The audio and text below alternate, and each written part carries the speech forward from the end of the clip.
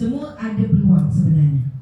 Jadi kalau kita dengar tadi ada yang dapat tempat kelima, keempat, ketiga, yang tidak mendapat nombor, yang tidak diberitahu tadi tu, janganlah rasa putus asa, down kan? Jadi dah tak semangat. Kita tak nak yang itu. Tujuan kita memaklumkan tadi supaya anak-anak semua bersemangatlah.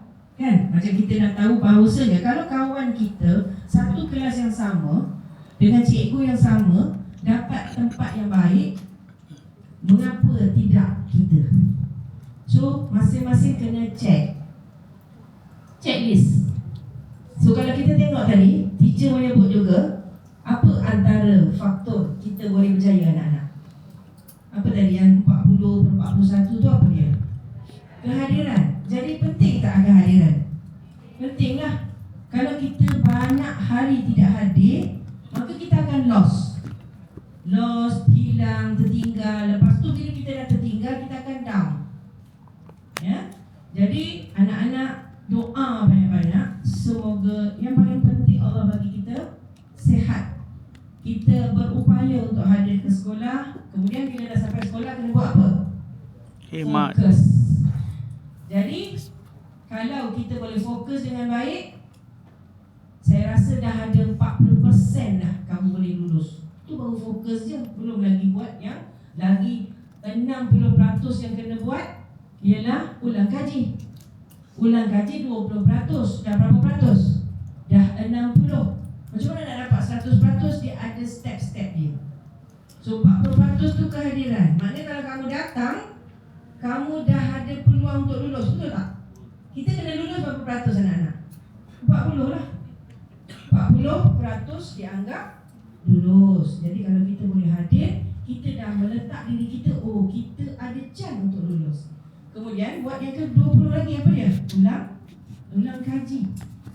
Berapa banyak kita balik rumah, kita ada tak buka semula buku? Buka balik buku, kerja rumah yang telah diberi oleh cikgu kena buat. Yang ini boleh support kita 20% lagi anak-anak. So 40 dengan 20 dah 60. Lagi 40, 20% lagi. Daripada mana? Daripada doa mak ayah, cikgu-cikgu yang mengajar kita. 20%. Jadi setiap kali nak periksa, kan, cubalah amal-amal beritahu mak ayah. Ni saya kalau ikut pengalaman, ya, kami adik-beradik dan saya rasa cikgu-cikgu di sini, semua orang yang berjaya dia akan kata apa? Salah satu faktor kejayaan ialah doa mak ayah. Setiap kali sebelum nak pergi periksa anak-anak, jumpa mak ayah, salam mak ayah sambil beritahu, mak hari ni saya ada exam, mak tolong doakan, ayah tolong doakan. Doa ni memang support kita. Silap-silap bukan 20%. Kalau Allah nak bagi, boleh terus melonjak jadi 100%. So check balik 40%. Apa dia? Saya nak semua orang move on ni. 40% kehadiran, 20% lagi ulang kaji, 20% lagi doa, dan lagi 20% nak top upkan lagi 100 hubungan kita dengan Allah Subhanahu wa ta'ala. Solat, doa, baca Quran. Ini 3 yang mendekatkan kita dengan Allah. Jadi kalau kamu pagi-pagi kan duduk asrama ni, selamat sikit pasal apa? Ada pemantauan. Pukul 5 insya-Allah setiap pagi saya cek. Okey, dah bangun. Dan saya rakam je siapa yang pertama bangun. Ada dalam rekod saya. Siapa yang pertama bangun, duduk masuk surau, solat tahajud. Bukan sahaja Allah tahu, manusia pun boleh tahu. Dan saya merekod anak-anak yang rajin bangun ini adalah anak-anak yang Allah mudahkan dia belajar. Jadi tak saya kamu buat solat tahajud, jangan tinggal. Baca Al-Quran setiap hari. Ini yang saya cakap ni luar daripada apa yang sekolah jadualkan lah. Betul, anak-anak kena baca Quran setiap pagi, betul?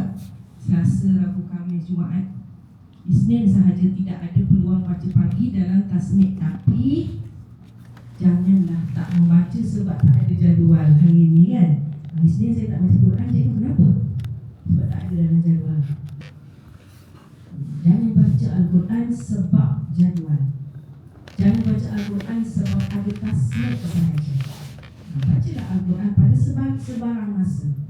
Sebab tu saya rasa belum lagi wujud di mata nak ini anak-anak yang memang menghafaz Al-Quran pun, tapi dia tidak mengambil peluang kesempatan bila lapang, pegang dan baca Al-Quran. Kalau itu wujud di sini, saya percaya insya-Allah semua orang Allah akan bagi A. 100% lulus, 100% dapat A. Nak tak? Kita akan move on. Saya akan move on kan anak-anak ke program itu. Bergema baca Al-Quran di mana-mana. Lapang free je lepas makan dan sebagainya. Kita dah tak ada masa nak main kejar-kejar, tarik-tarik langsir sampai tercabut. Betul? Ya? Tendang-tendang tu apa ni, dinding sekolah, berlubang sana, berlubang sini. Bila kita masuk di sesuatu tempat, kita dengar orang bergema baca Al-Quran, situlah Allah dah campakkan hidayah dan petunjuk Allah buat anak-anak. Ini adalah rahsia resepi sekolah-sekolah yang tidak pun kadang-kadang tidak diiktiraf ataupun dia bukan dalam kelompok asrama penuh, tetapi mencapai keputusan cemerlang. Tahu tak? Ambil cakna tak anak-anak? Prestasi keputusan SPM terbaik. Contoh yang pertama sebenarnya adalah Ma'had Tahfiz Negeri Pahang. Dia punya GPS 0.6. Masya Allah. Maksudnya 0.6 tu, saya nak boleh kata majority dapat A dalam semua subjek. Faham tak ni? GPS ni pun kami akan apa ni, buka minda anak-anak supaya tahu bagaimana perkiraannya, sebab kita nak cakap macam mana kita nak gerakkan diri kita daripada fail, gagal tengok keputusan 9 subjek 9G. Okey, itu part 1. Kalau form 4 okey lagi. Kalau form 1 pun okey lagi. Kalau form 5, be careful. Berhati-hatilah anda. Nak terus dapat G atau nak move on. Yang ni yang kena ada langkah-langkah meningkatkan keputusan. Yang kedua, saya memang teruja dengan sebuah sekolah ni. Sekolah biasa saja di Negeri Sembilan, SMEN, Sekolah Menengah Agama Nilai. Sekolah biasa saja. Tetapi bila saya survey tanya dengan pihak sekolah, bagaimana sekolah ini yang biasa macam sekolah kita, anak-anaknya cemerlang. Tak lain tak bukan anak-anak. Jawapan yang sama yang saya dapat di Tahfiz. Faham? Apa dia?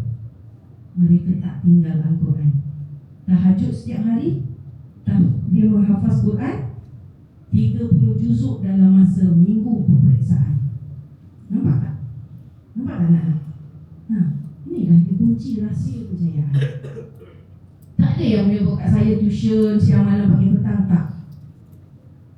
Sebab itu Allah dah sebut dekat kita dah, yang akan menggerakkan akal kebijaksanaan kita adalah siapa yang menghampiri Allah Subhanahu wa ta'ala. So anak-anak muslimin, muslimat, anak-anak kami, anak-anak Madinah, so semoga perkongsian ini sedikit sebanyak dapatlah mengetuk hati kita, ya, supaya kita ni gunakan nikmat yang Allah dah bagi pada kita. Kita duduk dalam suasana Al-Quran Al-Karim. Betul? InsyaAllah, ya. Okey, itu berkaitan dengan peperiksaan. Seterusnya program-program yang akan kita adakan, ya. Jadi alhamdulillah kelas intervensi telah berjalan dengan baik. Syabas kepada semua anak, ya. Rekod kehadiran bagus setakat ini dan nampak ada komitmen. Saya juga dah dapat maklum balas. Saya tanya cikgu-cikgu yang mengajar yang ada sesi dengan anak-anak. Okeylah, ini sesi yang pertama. Saya harap kekal, boleh macam ni?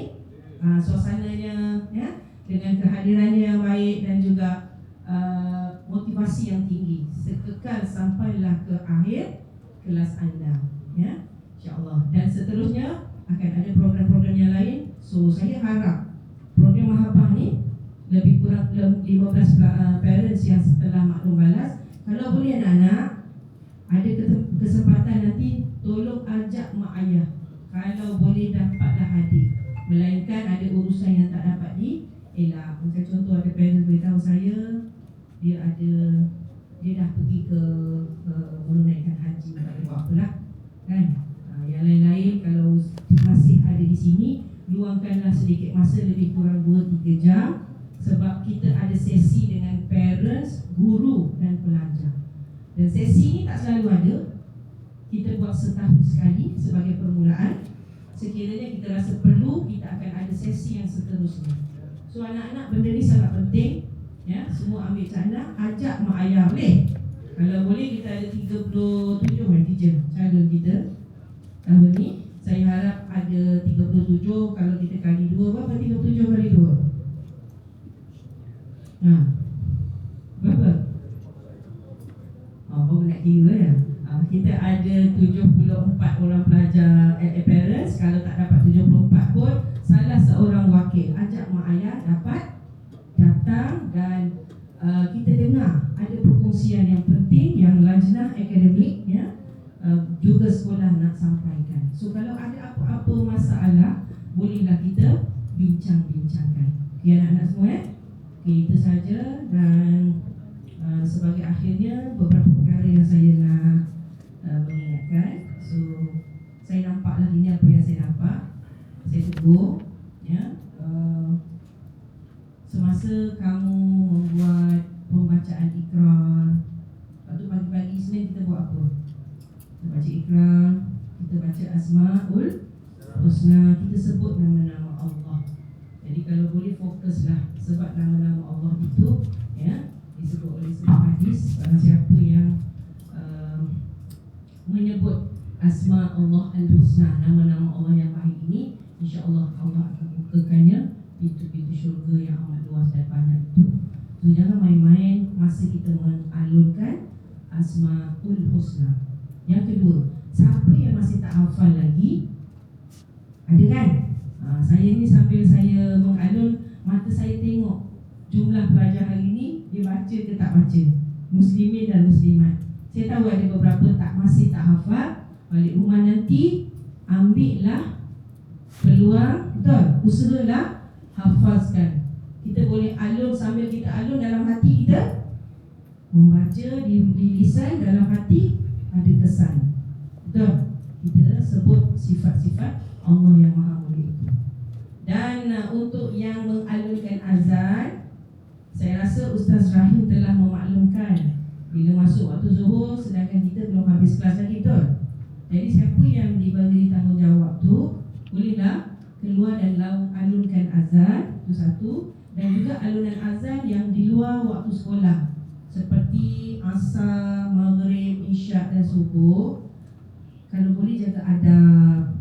Baguslah lakukan azan tu.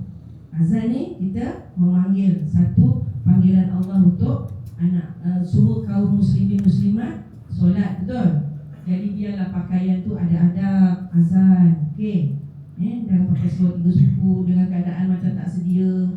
Pakailah kepala tutup ya, pakai kopiah, kalau nak baik pakai serban, dan ambillah wuduk. Boleh? Ini saya nampak, jadi saya tolong pesan-pesan. Sebab pahala orang lakukan azan ni, bayangkan sejauh mana yang didengar oleh manusia dan makhluk-makhluk yang ada di alam ini. Suara awak naik ke langit.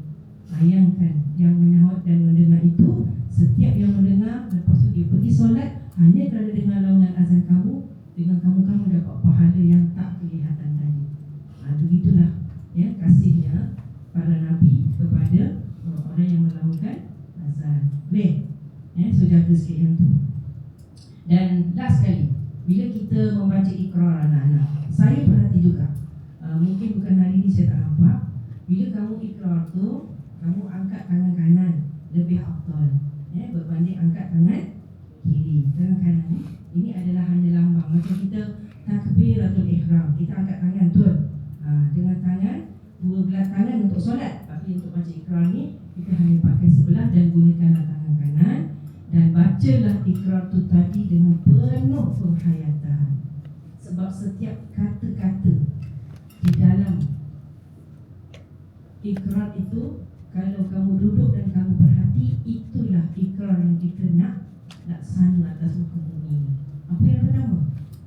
Kami berjanji akan menjunjung perintah Allah dan Rasul. Bukankah itu yang disuruh oleh Allah dan Rasul? Betul? Yang kedua apa? Selepas Allah dan Rasul, yang kedua? Siapa boleh? Yang kedua apa? Kami berjanji akan menjunjung perintah Allah dan Rasul. Yang kedua, mematuhi segala peraturan sekolah, kemudian menjaga nama baik ibu ayah di mana sahaja kami berada. Kalau kamu pegang dengan apa yang kamu ikrar anak-anak, insya-Allah selamat, ya, dunia akhirat. Dan di bawahnya, apa lagi janji kita? Belajar dengan bersungguh-sungguh. Di mana? Dalam semua bidang ilmu. Cuba tengok hayati. Tu kamu janji setiap minggu tu kita recharge balik. Sebab tu hari Isnin kita kena buat ikrar-ikrar ini supaya kita selalu ingat apa yang kita patut dan kena buat. Boleh anak-anak semua? Allahu'alam. Sekadar itu sahaja pesanan daripada saya 8:49. Assalamualaikum warahmatullahi wabarakatuh. Terima kasih.